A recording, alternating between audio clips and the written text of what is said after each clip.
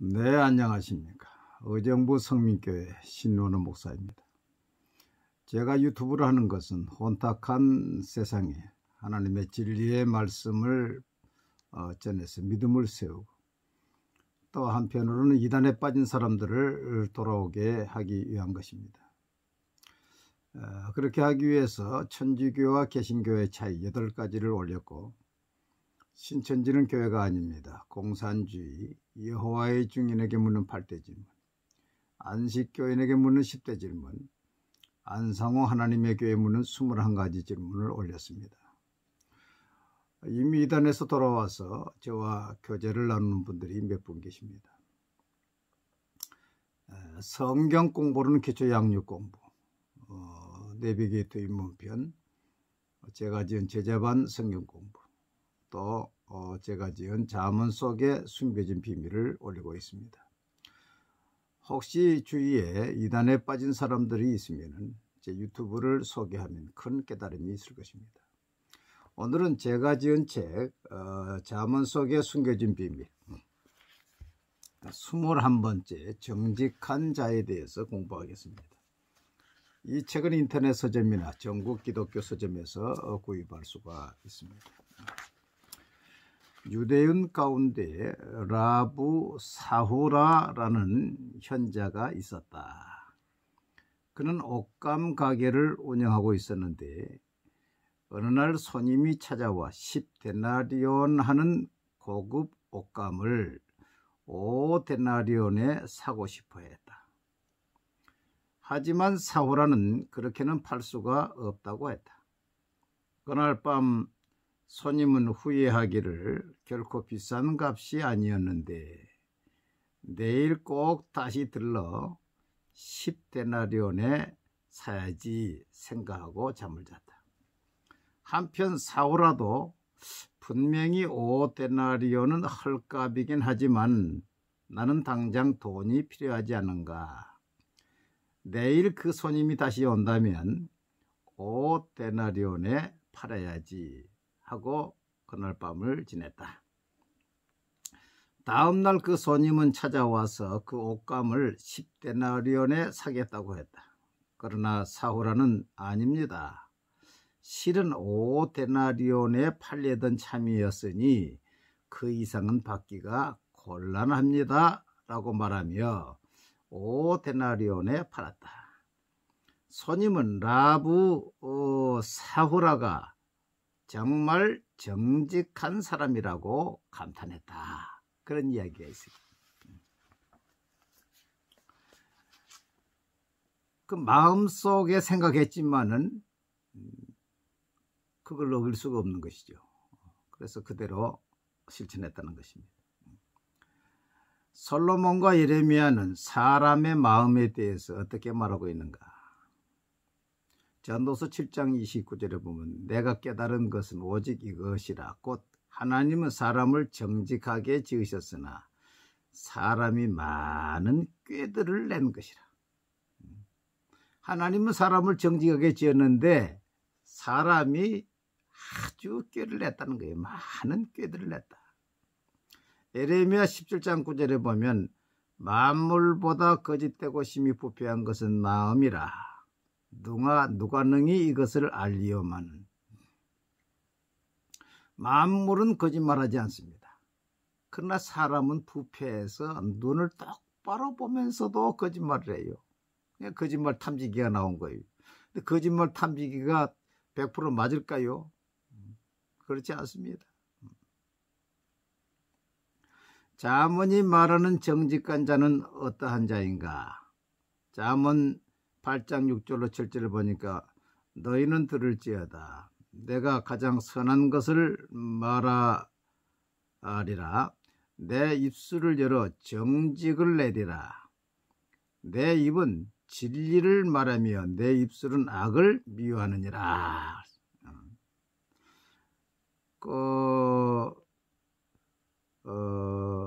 정직한 사람은 그 입술이 진리를 말하고 거짓을 미워한다는 거예요. 말이 정직해. 말이 정직해. 미국 정신과 의사 제럴드 젤리슨 박사는 사람들이 평균 8분마다 한 번씩 거짓말을 한다고 했다. 미국 정치사의 가장 정직한 대통령은 글로버 클리브랜드 대통령이다. 그의 좌우명은 오직 진실만을 말하겠다이다. 말이 정직해야 됩니다. 말이. 두 번째, 잠언 14장 2절에 정직하게 행하는 자는 여호와를 경외하여도 패역하게 행하는 자는 여호와를 경멸하느니라. 정직한 자는 여호와를 경외하죠. 여호와는 정직하신 분이시죠. 거룩하신 분이시죠.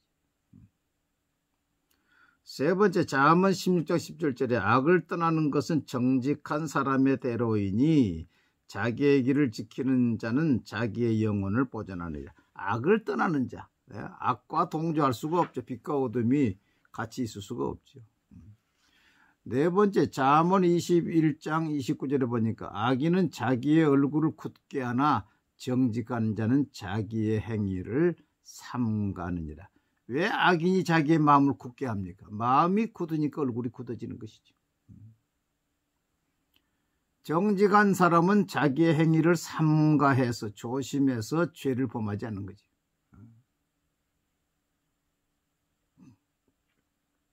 잠언 29장 2절에 보면 불의한 자는 의인에게 미움을 받고 바르게 행하는 자는 악인에게 미움을 받느니라. 불의한 자는 의인에게 미움받고 바르게 행한 자는 악인에게 미움을 받고, 그 악인에게 미움을 받느냐, 왕따를 당하느냐, 착하게 산다고 왕따를 당하느냐, 그건 좋은 것이지. 그래서 잠언이 말하는 정직한 자는 말이 정직한 자, 여호와를 경외하는 자, 악을 떠나는 자, 자기의 행위를 삼가는 자, 악한 자에게 미움을 받는 자. 예수님도 핍박을 받을 때 기뻐하고 즐거워라 그러지. 세 번째, 정직한 자는 어떻게 된다고 말하는가? 잠언 2장 7절. 그는 정직한 자를 위하여 완전한 지혜를 예비하시며 행실이 온전한 자에게 방패가 되시나니. 하나님은 정직한 자에게 지혜를 주시고 방패가 되신다. 영어 성경 NIV에서는 이 완전한 지혜를 빅토리라고 번역을 했어요. 이는 바른 판단에서 오는 성공을 뜻한다고 본다. 완전한 지혜, 빅토리. 하나님이 빅토리, 이 완전한 지혜를 주셔서 성공하게 한다. 두 번째, 잠언 2장 2절에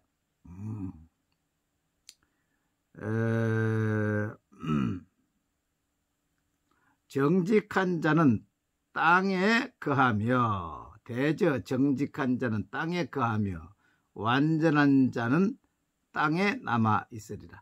이 땅에 뿌리를 내린다. 땅의 뿌리. 기업도 사라지는 기업들이 많죠. 정직한 자는 땅에 뿌리를 내린다. 잠언 4장 11절 12절 보니까 내가 지혜로운 길을 내게 가르쳤으며 정직한 길로 너를 인도하였은즉 다닐 때 내 걸음이 곤고하지 아니하겠고 달려갈 때에 실족하지 아니하리라. 정직하게 행하면 그 걸음이 곤고하고 그 걸음이 힘들지 않다. 그 길이 힘들지 않고 평탄하게 된단 말이지. 잠언 15장 8절에 보니까 악인의 제사는 여호와께서 미워하셔도 정직한 자의 기도는 그가 기뻐하시느니라. 정직하게 행할 때에 하나님이 그 기도를 속히 응답하신단 말이에요.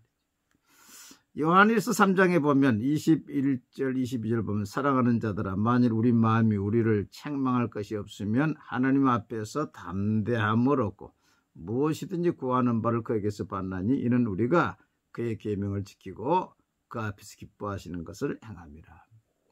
미신을 섬기는 사람은 도덕성이 없습니다. 윤리성이 없어요. 그래서 다른 사람을 해롭게 하는 기도도 하고 해롭게 해놓고도 또 나에게 복을 달라고 하죠. 그러나 하나님은 그런 분이 아니시. 정직한 자의 기도를 하나님이 들으십니다. 우리의 마음이 우리를 책망할 것이 없어야 기도의 응답이 있죠. 죄를 가지고 억지로 하나님을 움직이려고 해서는 안 된다는 거예요. 또 잠언 16장 3절에 보니까 의로운 입술은 왕들이 기뻐하는 것이요 정직하게 말하는 자는 그들의 사랑을 입는다. 정직한 입술이 정직한 사람은 왕의 사랑을 입는다. 여섯 번째, 잠언 14장 11절 보니까 악한 자의 집은 망하여도 정직한 자의 장막은 흥하리라. 시편 112편 2절에 보니까 그의 후손이 땅에서 강성하며 정직한 자들의 후손에게 복이 있으리로다. 정직한 자의 장막은 흥하고 그 후손이 복을 받는다. 잠언 23장 10절에 보니까 만일 내 입술이 정직을 말하면 내 속이 유쾌하리라. 정직을 말하면 듣는 사람의 마음이 유쾌해지지요. 재판장에서 끝까지 거짓을 하니까 재판장이 책망을 하지 않아요. 한 번도 사과한 적이 없었다고. 죄를 시인한 적이 없었다고. 적용. 잠언이 말하는 정직한 자의 5대 특징은 무엇인가? 말이 정직하다. 여호와를 경외한다. 악을 떠난다. 자기 행위를 삼가한다. 악인에게 미움을 받는다. 같이 동조하지 않으니까 미움을 받는 거지. 정직자가 받는 7대 축복은 무엇인가? 하나님이 완전한 지혜를 주시고 하나님이 방패가 되어 주신다. 땅에 뿌리를 내리게 된다. 걸음이 공고하지 않고 실족하지 않게 한다. 기도응답을 속히 받는다. 임금의 사랑을 받는다. 그 집과 후손이 잘 된다. 듣는 사람의 마음을 유쾌하게 한다. 거짓을 하고 끝까지 변명하면 아주 기분 나쁘지. 정직하기 때문에 미움을 받아본 일이 있는가? 여러분, 정직하기 때문에 미움을 받아본 적이 있습니다. 저는 목회하면서 정직하지 못한 성도도 봤고 정직하지 못한 목회자도 봤습니다. 제가 정직한 사람을 하나 꼽으라면요, 우리 시골에 계신 집안의 형님 한 분을 꼽겠습니다. 꼽습니다. 그 형님이 지금부터 한 30년 전에 공중전화 박스에서 현금과 수표가 담긴 3억 5천만 원 돈다발을, 가방을 주었습니다.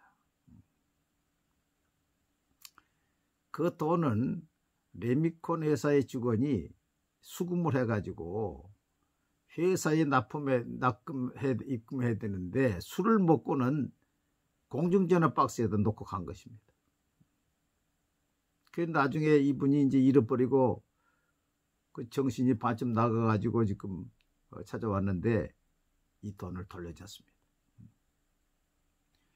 그러니까 그 회사에서 사례를 하겠다고 7천만 원, 20% 7천만 원을 드리겠다고 사례를 하겠다고 합니다. 그때 당시에 그 형님이 빚이 또 7천만 원이 있었어요, 마침. 그래서 절대 받지 않겠다.